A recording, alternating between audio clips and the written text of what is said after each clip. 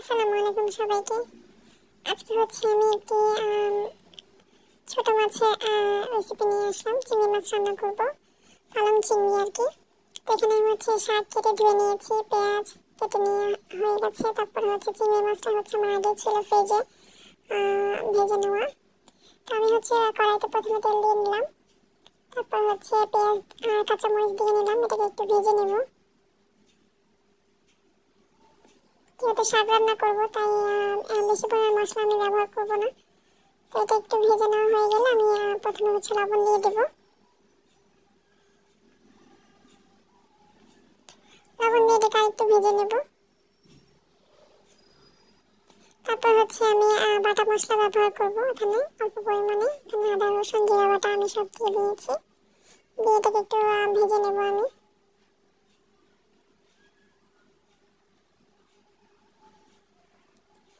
এটা একটু ভাজা ভাজা হয়ে গেলে তেলটা উপরে যখন চলে আসবে তখন হচ্ছে আমি এতে গুঁড়া মশলা দেবো। গুঁড়া মশলা বলতে এখানে আমি শুধু হলুদ একটু ধনিয়া গুঁড়া দিয়েছি, তেমন কিছু দেবো না। তো এটা আমি একটু মিশিয়ে নিচ্ছি এবং সামান্য পরিমাণ পানি দিয়ে দেবো। দিয়ে এটাকে আমি ভালো করে কষিয়ে নেব।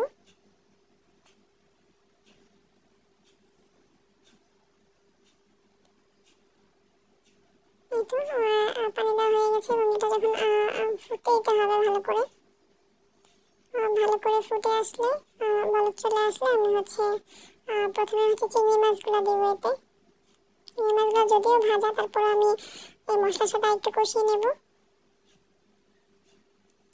আপনারা চাইলে ছোটো চিংড়ি দিয়েও করতে পারেন, আমি একটু বড় সাইজ নিয়েছি, মাঝারি সাইজ যেটা বলে। তো এর পর্যায়ে হচ্ছে আমি শাকগুলো দিয়ে দেবো। পালং শাকে এমনিতে অনেক পানি ওঠে, তো এটা হচ্ছে এমনিতে কমে যাবে অনেক।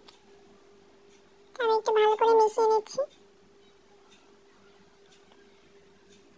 এই তো আমার মিশানো হয়ে গেছে এবং কিছুটা পানি আমি দিয়ে দেবো যেন ভালো করে শাকটা সিদ্ধ হয়ে যায়।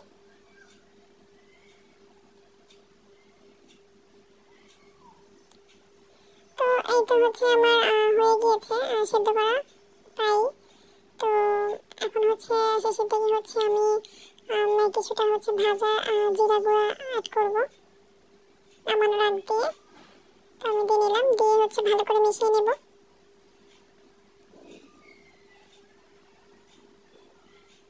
এই তো রান্না আমার হয়ে গেছে বলতে গেলে। শাক রান্না করতে বেশি একটা সময় লাগে না।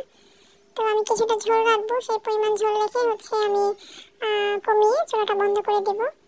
তো এই টাইম চুলাটা বন্ধ করে দিয়েছি, আমার রান্না হয়ে গিয়েছে। আর কেমন লাগলো জানাবেন।